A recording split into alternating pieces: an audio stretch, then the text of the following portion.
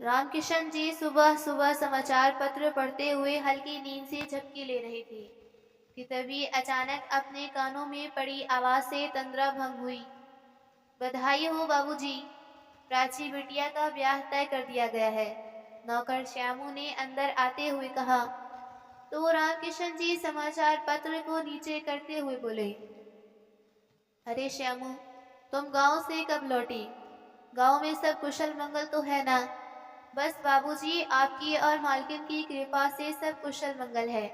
आपने तो नहीं बताया, लेकिन मुझे पता चल ही गया कि अभी 2 दिन पहले ही आपने प्राची बिटिया का ब्याह तय कर दिया है। कैसा परिवार है? लड़का कैसा है? और करता क्या है? अरे बस श्यामू, तुमने तो आते ही एक बात के कितने सवाल लगा दिए। पहले सांस तो ले लो। कहते हुए रामकिशन जी वहीं पास पड़ी चेयर को श्यामू की ओर खिसकाते हुए बैठने के लिए इशारा किया और फिर बोले, प्राची बिटिया के प्यारे काका जी, परिवार बहुत ही अच्छा है। आप भी उस परिवार से और लड़के से भली भांति परिचित हो। रामकिशन जी की बात सुन श्यामू अचंभित होते हुए बोला, अच्छा बाबूजी, ऐसा कौन है जिसे मैं भी जानता हूँ?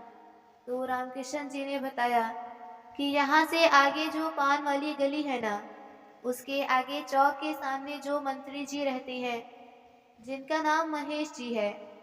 अच्छा वो महेश बाबू? श्यामू ने सर में हाथ फेरते हुए कहा। तो रामकिशन जी बोले, हाँ वही महेश बाबू, जो क्षेत्र के विध्यापक भी रह चुके हैं। उन्हीं का बेटा प्रशांत अभी कुछ दिन पहले ही इंजीनियर बना है। महेश जी ने अपनी बेटी प्राची को कभी चौराहे से गुजरते हुए देखा होगा, तो उन्होंने हमारे पास प्रस्ताव भेजा। लड़का देखा तो हमें भी पसंद आ गया। बहुत ही अच्छा लड़का है, अपने प्राची के लिए सही रहेगा। रामकिशन जी की बात सुनकर श्यामू ने थोड़ा हिचकिचाते हुए कहा, बाबूजी, अगर आप बुरा ना माने तो हम कुछ कहें? हाँ हाँ बोलो ना, तुम भी हमारे घर के सदस्य हो, तुम्हारा निर्णय भी हमारे लिए अहम है। रामकिशन जी ने स्वीकृति देते हुए कहा। तो श्यामू बोला, बाबूजी, ये बात तो बिल्कुल सही है कि प्रशांत बहुत ही अच्छा लड़का है। मैंने बचपन से उन्हें देखा है, जब हम महेश बाबू के घर नौकरी करते थे, और इसी वजह से हम उनके परिवार को भी बहुत अच्छे से जानते हैं। मंत्री जी बेशक अच्छे इंसान हैं, लेकिन घर में उनकी धर्म पत्नी साधना जी की चलती है। साधना जी के सामने मंत्री जी एकदम भीगी बिल्ली बनकर रहते हैं। साधना मालकिन बहुत ही लालची और टेढ़े स्वभाव की महिला है। तो मेरी राय। श्यामू आगे कुछ बोलता उससे पहले ही रामकिशन जी उसकी बात बीच में ही काटते हुए बोले, श्यामू तुम परेशान मत हो। रिश्ता पक्का करने समधन जी भी महेश जी के साथ आई थी और उन्होंने आश्वस्त किया था कि प्राची बिटिया वहाँ खुश रहेगी। अरे श्यामू, तुम कब आए और आते ही क्या बातचीत करने लगे? बाहर आते हुए रामकिशन जी की पत्नी ममता जी ने कहा।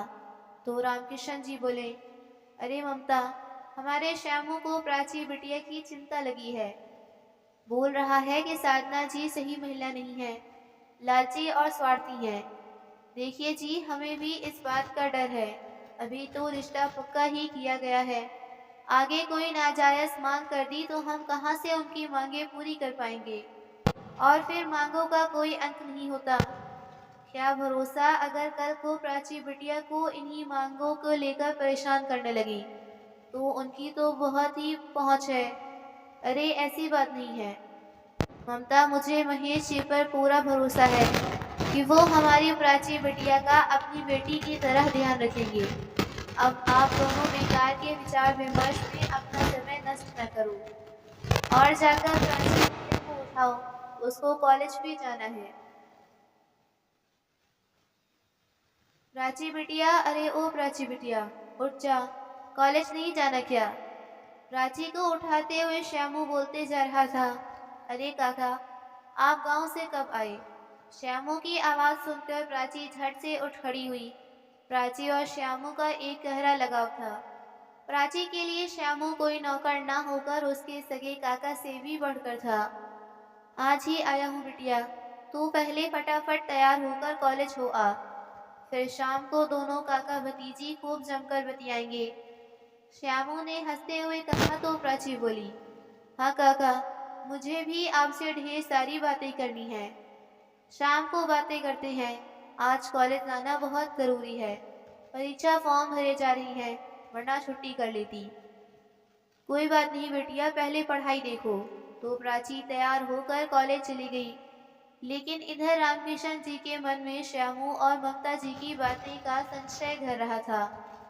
और आखिर करते भी क्यों ना, श्यामू यहाँ से पहले 10 साल महेश बाबू के यहाँ काम करके आया था, तो उससे बेहतर उनके परिवार के किरदारों को भला कौन जान सकता था। इसी सोच में डूबे रामकिशन बाबू खुद के मन को एक दिलासा, एक सांत्वना देने में लगे थे कि प्राची के भाग्य पर ये अंधकार कभी हावी नहीं हो सकता। आखिर ईश्वर ने बेटी दी है तो कुछ अच्छा ही सोचा होगा। बस इसी सोच में थे कि तभी अचानक दरवाजे खटकने की आवाज आई। अरे श्यामू, देखना तो जरा दरवाजे पर कौन है। हाँ आया बाबूजी, कहते हुए श्यामू दरवाजा खोलने लगा तो सामने महेश जी और उनकी पत्नी साधना जी खड़े थे। श्यामू को देखते ही महेश जी ने कहा, अरे श्यामू, तुम गांव से कब आए? मालिक आज सुबह ही आया था, चलिए अंदर आइए। कौन है? श्यामू दरवाजे पर रामकिशन जी ने अंदर से आवाज लगाई तो महेश जी बोल पड़े, हम और हमारी धर्मपत्नी साधना जी आई हैं। इतना सुनते ही रामकिशन जी नंगे पांव ही दरवाजे की ओर दौड़ पड़े। अहो भाग्य, अंदर आइए। हाथ जोड़ते हुए रामकिशन जी उन्हें अंदर ले आई और फिर अपनी पत्नी ममता जी को आवाज लगाते हुए बोले, अरे सुनती हो भाग्यवान, महेश बाबू और साधना जी आए हैं। तो ममता जी भी बाहर निकल कर आई, लेकिन उनके मुखमंडल पर चिंता की लकीरें साफ दिखाई दे रही थी। आखिर दिखाई भी क्यों न देती, बिना किसी सूचना दिए प्राची के सास ससुर उनके गरीब खाने में पधार गए थे। तभी रामकिशन जी ने श्यामू की तरफ देखते हुए कहा, श्यामू, जरा महेश जी और साधना जी के लिए जलपान की व्यवस्था करो। हाँ बाबूजी, अभी लेकर आता हूँ। कहते हुए श्यामू जैसे ही आगे बढ़ा तो महेश जी ने उसे रोकते हुए कहा, अरे रुको श्यामू, रामकिशन बाबू, हम यहाँ जलपान करने नहीं, कुछ आवश्यक बातें करने आए हैं। ये सुनते ही ममता जी और रामकिशन जी की ओर चिंतापूर्ण दृष्टि से देखने लगी तो रामकिशन जी के चेहरे पर भी एक अजीब सी चिंता स्पष्ट दिखाई दे रही थी। शायद श्यामू ने जो चिंता व्यक्त की थी वो सही तो नहीं। ये सोचते हुए रामकिशन जी महेश जी की तरफ देखते हुए बोले, हाँ जी, तो बताइए, आखिर ऐसी क्या बात हो गई जिसके लिए आपने स्वयं आने को कष्ट उठाया? अजी कष्ट कैसा, ये बात तो हमें बताने स्वयं ही आना था। वैसे प्राची कहीं नजर नहीं आ रही। महेश जी ने इधर उधर देखते हुए कहा तो रामकिशन जी बोले, प्राची बिटिया अपनी कॉलेज गई है, आज उसके परीक्षा फॉर्म भरे जाने हैं। वैसे बताइए ना, आप कौन सी बात कर रहे हैं? अजी चिंता की कोई बात नहीं है, खुशी की बात है। हमारे पंडित जी ने अगले महीने की 20 तारीख शादी के लिए सही बताई है, वरना उसके बाद सीधे 6 महीने बाद का मुहूर्त है। बाकी आप लोग बता दीजिए कि आप क्या चाहते हैं। चाहना क्या है महेश जी, शादी तो करनी ही है, लेकिन इतनी जल्दी सब व्यवस्था कैसे हो सकेगी? रामकिशन जी ने चिंतित होते हुए कहा तो साधना जी बोली, अरे भाई साहब, इतना क्या सोचना, आजकल तो इंटरनेट का युग है। आप ऑनलाइन ऑर्डर करो और सामान फट से आपके सामने। न्योता भेजना हो तो ईमेल और 50 तरीके हैं, सब हो जाएगा। आप तो बस अपनी स्वीकृति दे दीजिए। तो रामकिशन जी ने हामी भर दी। तो भाई साहब, तारीख पक्की रही, इस बात पर मुंह मीठा नहीं करवाएंगे क्या? साधना जी ने हंसते हुए कहा, हाँ हाँ क्यों नहीं। अरे श्यामू, जरा मिठाई का डिब्बा तो ले आओ। हाँ लाया बाबूजी। कहते हुए श्यामू मिठाई लेने दुकान की ओर बढ़ गया। थोड़ी देर बाद मुंह मीठा करके महेश जी और साधना जी वहां से चले गए। प्राची बिटिया को जब ये पता चला कि उसकी शादी अगले महीने की 20 तारीख ही तय कर दी गई है, तो वो भी भाव विभोर हो गई। श्यामू काका ने उसे समझाया कि बिटिया, तुम्हें आज नहीं तो कल ससुराल तो जाना ही है, और वैसे भी प्रशांत बहुत अच्छा लड़का है, तुम्हें किसी चीज की कोई कमी नहीं होने देगा। दिन पर दिन निकलते जा रहे थे और आखिर वो दिन भी आ गया जब बारात दरवाजे पर आने को थी। रामकिशन जी श्यामू को बोल रहे थे कि मेहमानों की आओ भगत में कोई कमी न रहे, इसकी जिम्मेदारी तुम्हारी है। हाँ बाबूजी, आप बिल्कुल बेफिक्र रहिए, श्यामू ने अपनी जिम्मेदारी की हामी भरते हुए कहा। तभी दरवाजे की ओर बारात का आगमन हुआ तो ममता जी और रामकिशन जी तमाम रिश्तेदारों के साथ बारात का स्वागत करने के लिए दरवाजे पर आ गई। शहनाई पूरे जोश में बज रही थी। तभी महेश जी ने बारात के बीच से रामकिशन जी का हाथ इशारे से देकर अपने पास बुलाया और कान में कुछ कहा, जिसे सुनकर रामकिशन जी उतरे हुए चेहरे के साथ वापस आईं और अपनी पत्नी ममता जी व श्यामू के पास जाकर उन्हें अंदर बुलाकर ले गए।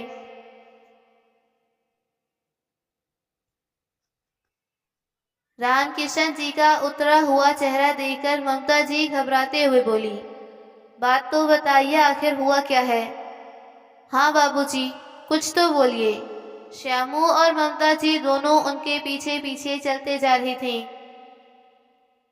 कमरे में जाते ही रामकिशन जी अंदर पड़े आसन पर बैठने के प्रयास में धम से गिर पड़े और उनकी आंखों से आंसुओं की धारा बहने लगी। अजी, हुआ क्या है, बताएंगे भी? ममता जी ने उन्हें झकझोरते हुए कहा तो रामकिशन जी बोले, ममता, श्यामू, मुझे महेश जी ने इशारों से अपने पास बुलाया था। बता रहे थे अपनी प्राची बिटिया मंगली है, ऐसे में शादी संभव नहीं होगी। यह सुनकर ममता जी चौंकते हुए बोली, क्या हमारी प्राची और मंगली? आखिर वो मंगली थी तो पहले क्यों नहीं कुंडली मिलवाई उन लोगों ने? और फिर ये मंगल दोष का पता तो पहले ही चल गया होगा, तो द्वार पर बारात लाने और वापस ले जाने की धमकी का क्या मतलब है? क्या उन्होंने आगे कुछ नहीं बोला? बाबूजी रोइए मत, बात बताइए। श्यामू, मैंने उनसे कहा कि अभी क्या हल है इसका, तो समधन जी बोली, 5 लाख। मैंने उन्हें ये भी कहा कि हम इतने पैसे कहाँ से लाएंगे, तो वो बोली, पैसे क्या, हाथ का मैल है, बस बच्चे खुश रहने चाहिए। मैंने उन्हें अपनी स्थिति बताने का बहुत प्रयास किया, लेकिन वो बारात लौटने की धमकी दे रही थी। तभी ममता जी बोली, देखा ना, हमारा शक सही निकला। उनमें लालच था, इसलिए उन्होंने ये रिश्ता तय किया था। कैसे कैसे ढोंग कर रहे थे दरवाजे पर आकर कि प्राची बिटिया की मासूमियत ने हमारा मन मोह लिया है, इसलिए रिश्ता करना है। हकीकत वही निकली जैसा श्यामू ने हमें बताया था। तभी श्यामू ने कहा, मैं उन लोगों की रग रग पहचानता था, इसीलिए आपको आग्रह किया था, लेकिन रामकिशन बाबू, आपके विश्वास के आगे मैं मुख हो गया था। आगे आपका क्या निर्णय है? श्यामू ने कहा तो ममता जी बोली, निर्णय क्या है? बारात लौटा दो, ऐसे भिखारियों को अपनी बेटी सौंपने से बेहतर होगा कि मैं अपनी बेटी को कुएं से खुद से धक्का मार दूं। कहाँ से लाएंगे इतने सारे पैसे? नहीं ममता, ऐसा हरगिज नहीं करना। दरवाजे से बारात वापस होगी तो हमारी कितनी बदनामी होगी और प्राची बिटिया का भविष्य भी बर्बाद हो जाएगा। तो बाबूजी, कर्जे में डूबकर भिखारियों से शादी करके कौन सा हमारी प्राची बिटिया का भविष्य उज्जवल हो जाएगा? और वैसे भी श्यामू और ममता जी ठीक ही तो कह रहे थे। अगर इनकी मांग थी तो महेश बाबू पहले से भी तो बता सकते थे ना। ऐसे दरवाजे पर बारात लाकर मांग करना, ये तो महेश बाबू के नेतागिरी के पैतरे हैं, जो अब गई जिंदगी को तबाह करने जा रही हैं। महेश बाबू बहुत अच्छे से जानते हैं कि रामकिशन बाबू अपनी इज्जत के खातिर जान भी दे सकते हैं, इसलिए 5 लाख रुपए की मांग करते वक्त शायद उनकी जुबान लड़खड़ाई तक नहीं। लेकिन वहीं दूसरी ओर ईमानदारी की राह पर चलने वाले रामकिशन बाबू पहले ही गले तक कर्जे में आ गए थे और इस मांग के बाद शायद इसी कर्जे में डूबकर मर सकते हैं। लेकिन क्या फर्क पड़ता है किसी को? ये भारतीय समाज है जहाँ बहू बहू ना होकर कोई एटीएम कार्ड होती है, जिसकी सहायता से जब मर्जी आए उनके पिता नाम की एटीएम मशीन से जितना पैसा चाहे निकाल लो। वो सब सोचनीय मुद्रा में थे कि तभी अचानक रामकिशन जी ने कहा, ममता और श्यामू, ये शादी तो होगी। मैं पैसों का बंदोबस्त करने जा रहा हूँ। तुम शादी में बारातियों की आवभगत संभालो। लेकिन हाँ, प्राची को इन सब बातों का पता नहीं चलना चाहिए। कहते हुए रामकिशन जी बाहर निकल गए और महेश जी व साधना जी को बताकर चले गए कि शादी आगे बढ़ाओ, आपको आपके पैसे मिल जाएंगे। तो महेश जी और साधना जी को हरी झंडी मिलते ही देख पूरी बारात विवाह स्थल में प्रवेश कर गई। जयमाला से लेकर सभी रस्में शुरू हो गईं, पर रामकिशन जी अभी भी आंखों से ओझल थे। और हो भी क्यों ना, 5 लाख कोई छोटी रकम भी तो नहीं। और फिर कर्ज में पहले से डूबे हुए रामकिशन जी के लिए दोबारा कर्ज लेना, जैसे खुद अपने हाथों से अपने गले में फांसी का फंदा डालना था।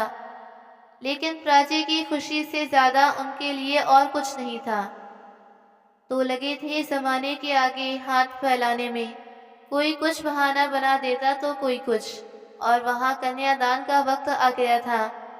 इसलिए श्यामू और ममता जी बस इस बात को लेकर चिंतित थे कि अब सबसे क्या कहेंगे, कहाँ है आखिर।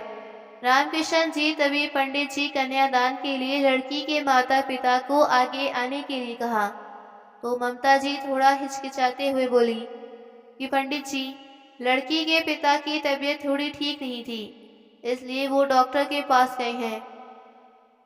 तो क्या अकेले मेरे आने से कन्यादान संभव है? हाँ पंडित जी, बताइए ना कि क्या कन्यादान बिना पिता के भी संभव है? क्या दरअसल मेरे पिता कुछ भिखारियों का पेट भरने के लिए भीख का इंतजाम करने चले गए हैं, लेकिन वो अज्ञानी इस बात का बोध नहीं उन्हें कि पेट भरने से नियत नहीं भरा करती। जो आज भीख मांग रहा है वो कल भी भीख मांगेगा। प्राची की बात सुनकर सब लोग हक्के बक्के रह गए। दूल्हे को तो वो बात समझ में ही नहीं आई, लेकिन महेश जी और साधना जी स्तब्ध से थे। वहीं श्यामू और ममता जी तो प्रश्नवाचक मुद्रा में एक दूसरे की ओर देखने लगे कि आखिर प्राची को कैसे पता चला। दुल्हा भी इस बात से अनभिज्ञ कि बस प्राची की तरफ देखे जा रहा था। तभी प्राची ने कहा, आप सब ये सोच रहे होंगे ना कि मैं क्या कर रही हूँ। मैं बताती हूँ आपको। मेरे होने वाले सास ससुर जी ने दरवाजे पर बारात लाकर बताया कि मेरी कुंडली में मंगल दोष है और इस मंगल दोष का अमंगल संभव है यदि मेरे पिताजी इनको 5 लाख रुपए दे दें, तो वरना तो दरवाजे से बारात वापस ले जाकर मेरे परिवार की इज्जत मिट्टी में मिला देंगे। आखिर नेताजी जो ठहरे, इन्होंने ये भी नहीं सोचा कि ईमानदार इंसान के पास कहाँ से आएगा इतना पैसा। मेरे बाबूजी पहले ही कर्ज में थे, लेकिन बेटी हुई थी ना उनके यहाँ, इसलिए उनका मंगल तो समाज ने पहले दिन से ही सोच लिया था। बस फल आज मिल रहा है। तभी महेश जी गुस्से से बोले, ये लड़की क्या बोले जा रही है? क्यों ससुर जी, कुछ कम बोला क्या? झूठ बोला है। आपका ज़मीर नहीं जानता कि आपने क्या अतैनिक मांग की है। मेरी शादी, मेरी जिंदगी का फैसला मेरा खुद का है और मैं इसी अग्नि को और यहाँ मौजूद एक एक शख्स को साक्षी मानकर इस शादी को इसी क्षण रोकती हूँ। बारात वापस जाती तो मेरे पिता की नजरों में उनकी बेइज्जती थी, लेकिन बारात को धक्के देकर निकालने में मेरे पिता की इज्जत का तो पता नहीं। पर मेरी जैसी हर उस लड़की की इज्जत में चार चांद लगेंगे जिनको भूखे बेड़ियों बस पैसों के लिए बहू का दर्जा देते हैं। तभी दूल्हा राजा प्रशांत ने कहा, लेकिन मुझे तो इस बारे में कुछ भी नहीं पता था। कुंडली तो मेरे सामने ही पंडित जी ने मिलाई थी। कोई दोष नहीं था, बल्कि हमारे पूरे गुण मिल रहे थे। मैं अपने माँ बाप के लिए किए पर शर्मिंदा हूँ, और अगर हो सके तो हमें माफ कर देना। महेश जी और साधना जी गुस्से से अपने बेटे की ओर देख रहे थे कि अचानक विवाह स्थल में हंगामा मच गया कि रामकिशन बाबू बाहर बेहोश हो गए। तो सब लोग बाहर की ओर दौड़ पड़े, लेकिन महेश जी और साधना जी और प्रशांत अभी भी वहीं खड़े थे। तभी प्रशांत ने अपने माँ बाप के सामने हाथ जोड़कर बोला, आपने जीवन भर कमाई में कौन सी कसर छोड़ दी थी, जो आज ये प्रपंच रच दिया। आज आप दोनों की वजह से ही रामकिशन काका मौत के मुंह के पास जा पहुंच गए हैं। उन्हें कुछ भी हुआ तो आपका और मेरा संबंध भी आज से समझना खत्म हो जाएगा। इतना कहकर प्रशांत बाहर की ओर भागा। साधना जी और महेश जी प्रशांत प्रशांत करके उसे रोकने का प्रयास करते हुए बाहर आ गए। बाहर आए तो देखा कि रामकिशन बाबू लहूलुहान पड़े हुए हैं। उनके पास जाते ही रामकिशन जी ने पसीने से सने नोटों की गड्डी महेश जी की ओर देते हुए बोले, ये लीजिए महेश बाबू, ये लीजिए पूरे 5 लाख हैं। अब रिश्ता मत तोड़िएगा। सुनो ममता, तुम सही कहती थी। ईमानदारी की आग में बस 2 वक्त की रोटियां पकाई जा सकती हैं। मैंने अपना घर गिरवी रख दिया है, मुझे माफ कर देना। बस प्राची बिटिया की शादी में कोई कसर न रहे। कहते कहते रामकिशन जी गहरी बेहोशी में चले गए। महेश जी आनंद फानन में उन्हें अस्पताल लेकर गए, और इधर ममता जी अपनी बेटी प्राची को हौसला दे रही थी कि बेटी कुछ नहीं होगा, तेरे पिताजी को सब ठीक हो जाएगा। वैसे तुझे इन सब बातों का पता कैसे चला? तो प्राची ने कहा, माँ, जब बाबूजी आप और श्यामू काका को इस विषय में बात कर रहे थे तो मैं भी उसी के बराबर वाले कमरे में थी, और खिड़की नजदीक होने के चलते आप सबकी एक एक बात मुझे साफ साफ सुनाई दे रही थी। ये सुनकर साधना जी अपने किए के लिए प्राची के सामने हाथ जोड़ते हुए माफी मांगने लगी। लेकिन प्राची इस वक्त कुछ भी सुनने समझने लायक नहीं थी, और होती भी कैसे। उसके पिता उसकी शादी की दहेज व्यवस्था में जिंदगी और मौत के बीच झूल रहे थे। शायद उसे भी किसी मन के कोने में इस बात का मलाल था कि पिता को उसी वक्त रोककर यदि बारात को तभी लौटा देती तो शायद इज्जत चली जाती, लेकिन पिता बच जाते। तभी श्यामू काका ने अंदर जाकर सूचित किया, प्राची बिटिया, बाबूजी को होश आ गया है, वो बिल्कुल ठीक है।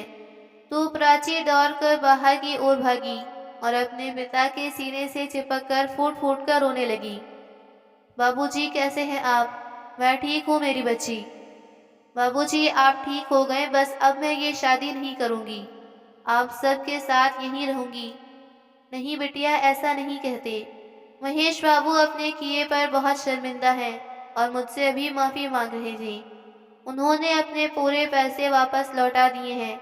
तभी साधना जी आगे बढ़ते हुए बोली, हाँ बिटिया, शायद लालच की रोशनी ने हमारी आंखें मूंद दी थी, पर तुमने हमारी आंखें खोल दी। बेटा, हम दोनों अपने क्रिए पर बहुत शर्मिंदा हैं। वैसे तो माफ़ी लायक हमारी हरकत नहीं थी, लेकिन अगर तुम हमें माफ़ करके हमारे घर में बहू बेटी बनकर आओगी तो हम समझेंगे कि तुमने हमें माफ़ कर दिया।